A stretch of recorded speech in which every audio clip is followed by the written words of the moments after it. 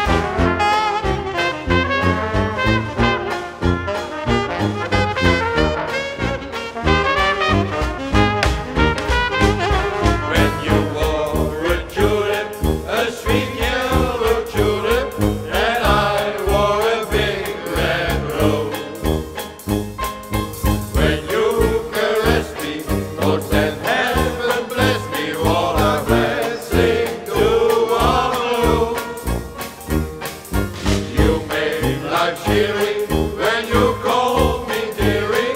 'Twas down where the blue red rose. Your lips were sweeter than tulip when you wore that tulip, and I wore a big red rose.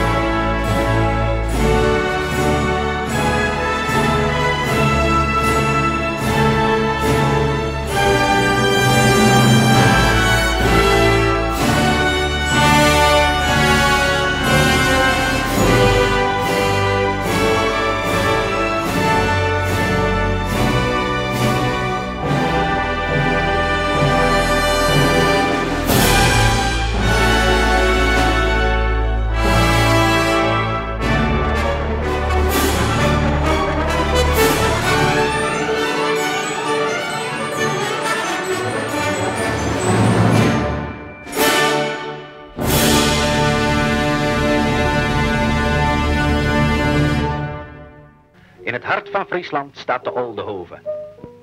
Symbool van de Friese hoofdstad.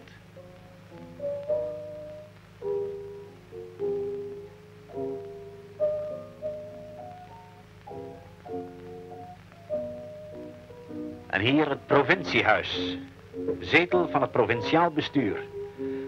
De woningwet wordt voor een groot deel door de gemeente uitgevoerd, maar gedeputeerde staten moeten daarop toezien.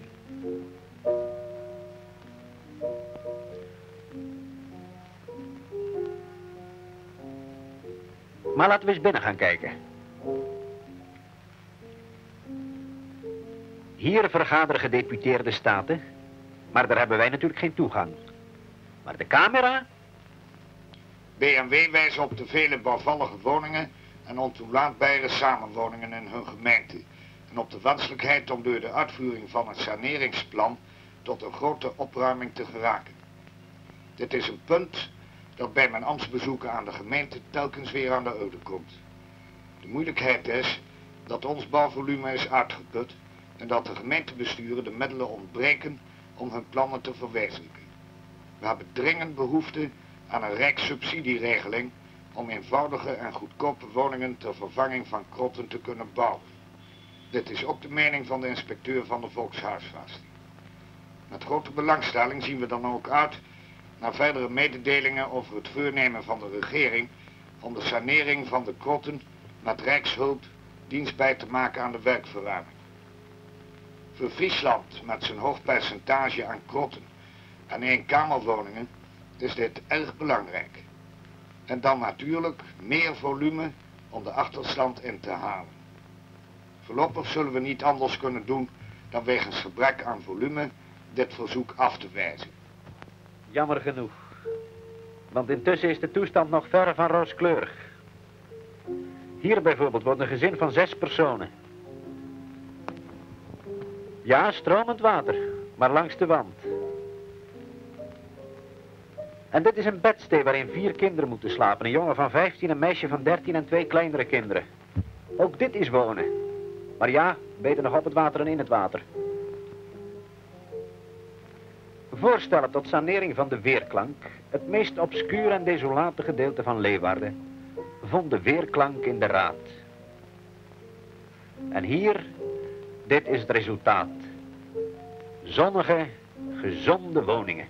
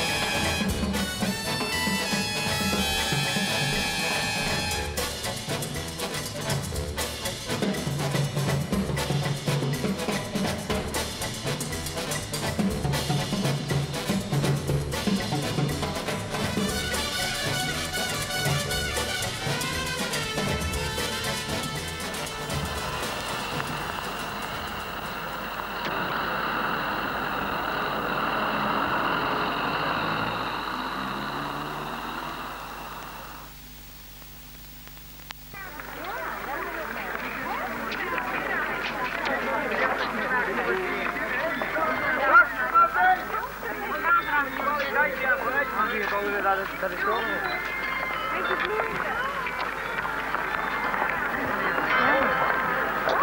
Sorry, jij doet het niet leuk.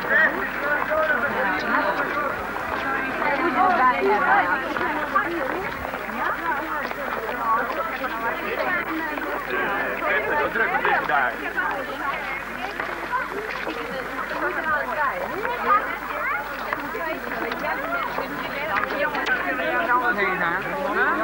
Zo benauwde lucht aan deze week. Ik vind het altijd zo rustig.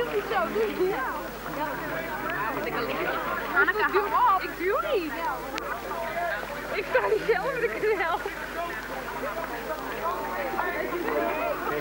Als hij wat zei, mooie aardbeien, dan zeiden wij er wat achteraan. Hè? En dan kwam je bij ons van, ja hier werken jullie houden mijn handel op en dat soort dingen meer. Maar dat vond ik dus ergens dus wel leuk.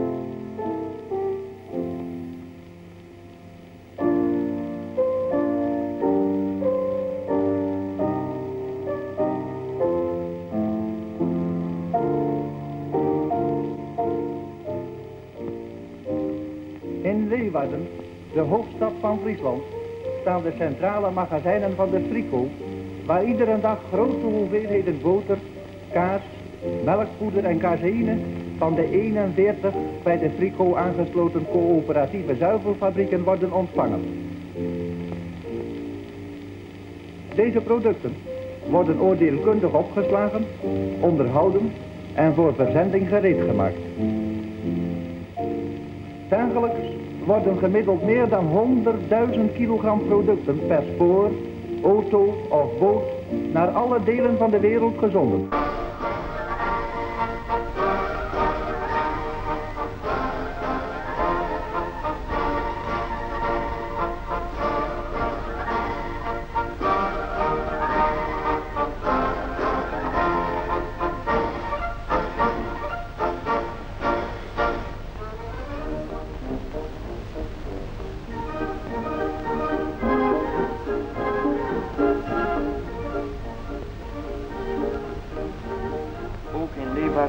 Worden de Frico-producten in wagentjes en bestelauto's bij de consumenten bezorgd.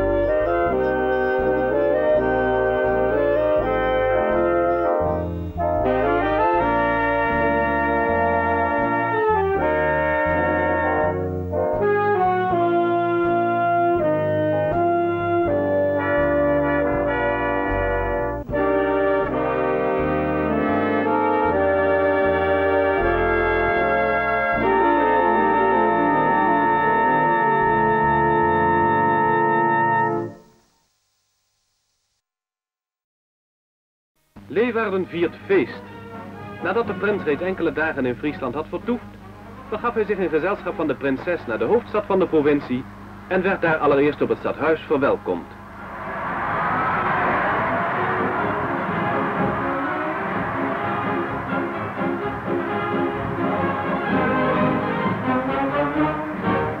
Inmiddels zijn de prinsesjes reeds gearriveerd en met hen komt ook Marijke aan, die gelukkig geheel is hersteld. Het prinselijk gezin begeeft zich dan aan boord van de Piet Hein en vaart door de grachten van Leeuwarden, die omzoomd worden door juichende Friezen en Friezinnen.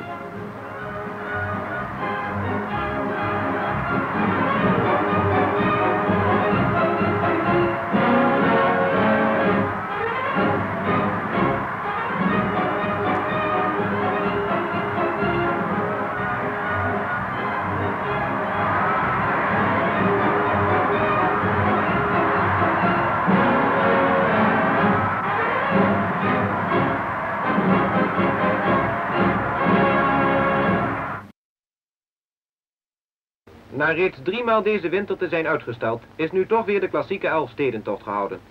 's Ochtends om 5:30 zijn meer dan 300 wedstrijdrijders en ongeveer 2000 toerrijders vol goede moed aan de zware tocht begonnen.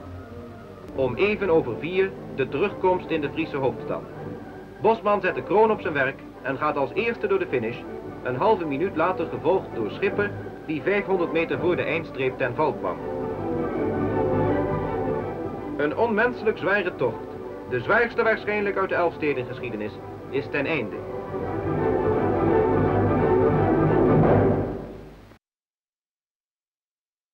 Wie kaatst, moet bij het internationale spel een grotere bal verwachten dan bij het Friese kaatspel. We nemen de handschoen op en de strijd kan beginnen. We zijn in Leeuwarden geweest bij de 3-daagse kaatswedstrijden tussen België, Frankrijk en Nederland.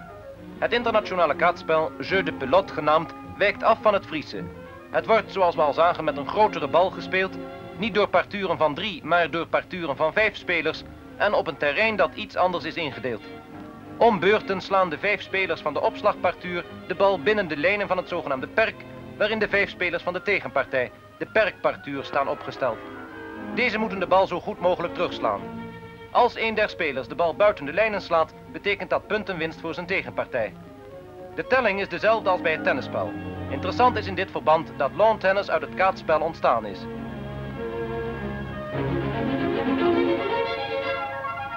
België toonde zich in dit toernooi de sterkste en werd kampioen van Europa.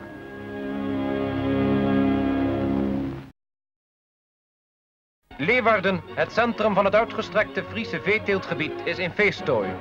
De veemarkt bestaat 75 jaar. Elke vrijdag komen uit heel Friesland en ook uit de andere provincies de verkopers met hun vee naar de Friese hoofdstad om daar de kopers te ontmoeten. Alle dieren worden voordat ze op de markt komen door veeartsen op mond- en klauwzeer gecontroleerd. De Leeuwarder Veemarkt sloeg op deze jubileumdag een extra best figuur. In de enorme drukte vielen ons een aantal vrouwen in hun mooie Friese klederdrachten op. De koeien hadden daar niet zoveel oog voor. Die kauwden maar, onbewust van wat er over hun ruggen heen over hun toekomst beslist werd. Op zo'n marktdag verwisselen duizenden koebeesten van eigenaar. Hetgeen betekent dat er voor miljoenen guldens verhandeld wordt, want een goede melkkoe is tegenwoordig wel 600 à 800 gulden waard.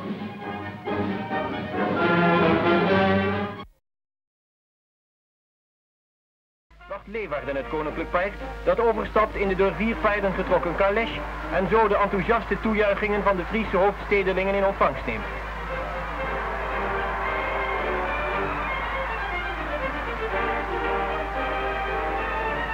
Toejuichingen onder andere van zieken en ouden vandaag, die op lichtstoelen en brancards naar buiten zijn gebracht.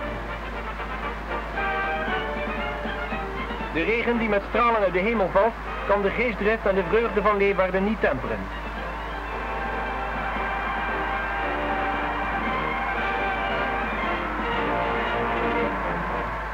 De tweede dag begint 's ochtends vroeg met gymnastiekdemonstraties door charmante Friezinnetjes.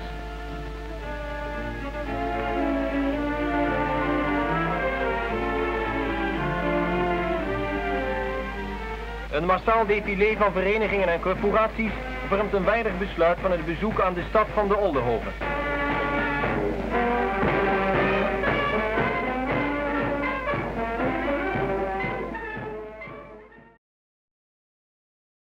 De volgende morgen brachten Fokker Friendship, de Shah en ons koninklijk paar van Amsterdam naar Leeuwarden, waar zij ruim 3 uur vertoefden. Na de bezichtiging van een aantal vliegtuigen op de luchtbasis bracht het gezelschap eerst in Jelsum een bezoek aan de beroemde boerderij Vijverzaten van mevrouw Wassenaar. In de uitgestrekte weilanden die bij deze boerderij behoren, graasde het puikje van het wereldberoemde Friese stamboekvee. De eigenaresse, die met de burgemeester van Leeuwarden de gasten ontving, toonde hun vol trots haar prachtige dieren. Daaronder als pronkstuk de kostbare stier Jelsumer Gerard Wouter. Bij het afscheid bood mevrouw Wassenaar de Shah een van Makkemer aardewerk vervaardigd beeldje van een koe aan, ter herinnering aan deze beroemde stamboekfokkerij. Een hoogtepunt in de gemoedelijke sfeer van het bezoek aan Friesland vormden de demonstraties op het Zaailand in het centrum van Leeuwarden. De Shah noemde dit onthaal later de hartelijkste ontvangst die hij tot dusver in Europa had meegemaakt. De ringrijderij met chaisen waarin boeren en boerinnen in oude klederdracht zaten, was het aantrekkelijkste onderdeel van het programma. Deze tegelijk keizerlijke en koninklijke ringrijderij werd gewonnen door de heer en mevrouw Pasma uit Haskerdijken. Zij en de andere deelnemers zullen zich altijd herinneren dat de Shah van Perzië naar Leeuwarden was gekomen om hen te complimenteren. De koningin overhandigde de winnaars een medaille tot besluit van deze bijzonder geslaagde dag in Friesland.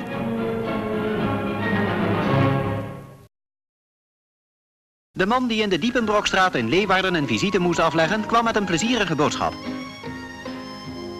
Het was om te doen om de heer Burger en zijn vrouw, die met hun 2-jarig dochtertje bij familie inwonen, in een huis dat zo klein is dat de bewoners er in ploegen eten. Toen het echtpaar Burger werd gevraagd even mee te gaan voor een ritje door de stad, wisten ze nog niet wat hun boven het hoofd hing. Dat zou een dak worden, een eigen dak in de nieuwe stadswijk Heegterp. Daarom hingen de vlaggen uit van het eerste huis dat hier gereed kwam. Het is bovendien de 5000ste woning die sinds de oorlog in de Friese hoofdstad is gebouwd. De directeur van Volkshuisvesting en Bouwnijverheid in Friesland, ingenieur Visser, overhandigde de trotse nieuwe bewoner de sleutel. Dat was nog niet het eind van de verrassing, want Leeuwardens burgemeester kon het jonge echtpaar binnen een groot aantal geschenken tonen die van allerlei zijden waren aangeboden en die een flinke steun betekenen bij de inrichting van het nieuwe huis. Deze woningzoekenden hebben nu hun eigen huis gekregen. Niet bij gemeentelijk schrijven, maar helemaal bij verrassing. Een vreugdevolle dag. Niet alleen voor de familie Burger, maar voor de hele Friese hoofdstad, die met trots kan wijzen op het feit dat een kwart van de woningvoorraad uit nieuwe huizen bestaat.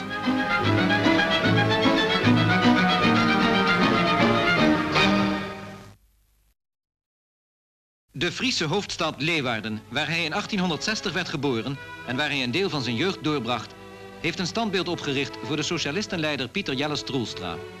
In tegenwoordigheid van zijn weduwe, mevrouw Troelstra Oosterbaan, en zijn zoon, de schilder Jelle Troelstra, gaf de voormalige premier Dr. Drees een overzicht van Troelstra's werk. Met vooraanstaande figuren uit de huidige socialistische beweging, zoals professor Vondeling en oud-minister Suurhof, waren talrijke oud-gedienden getuigen van de onthulling van het beeld door Troelstra's oudste kleindochter, mevrouw Veronica Baai. In dit beeld, dat vervaardigd is door de beeldhouwer Hildo Krop, wordt Troelstra geëerd als dichter, strijder en staatsman. Dr. Drees had eraan herinnerd dat Troelstra niet alleen in de strijd voor het socialisme, maar ook in de strijd voor Frieslands taal in de voorhoede heeft gestaan. Een tweede opschrift noemt hem dan ook trouwe zoon van ons volk, zanger van ons lied en strijder voor ons recht. Pieter Jelles Troelstra is thans in het hart van Leeuwarden teruggekeerd.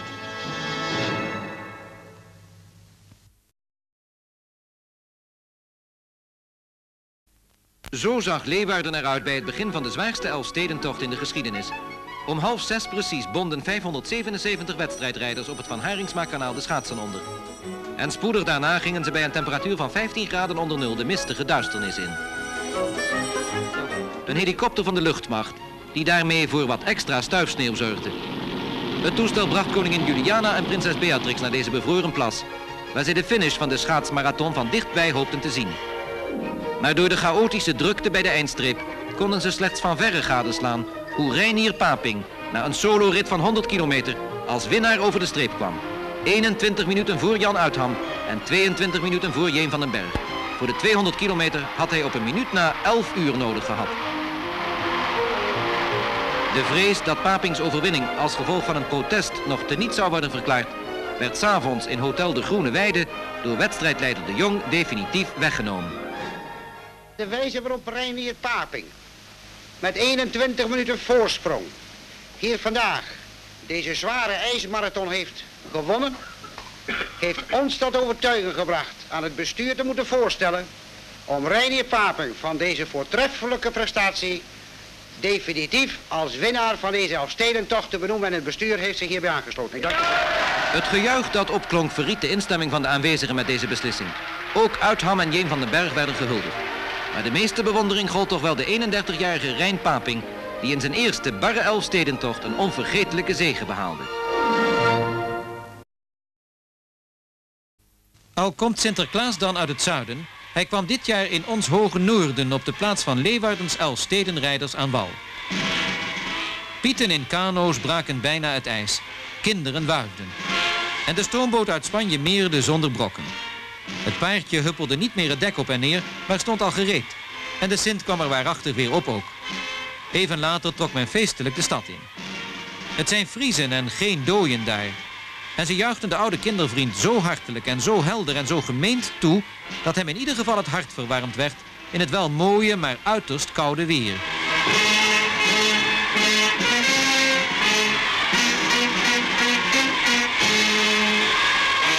Veel plaatsen bezocht de Goedheiligman op zijn rondrit door Leeuwarden en overal waren de juichende kinderen.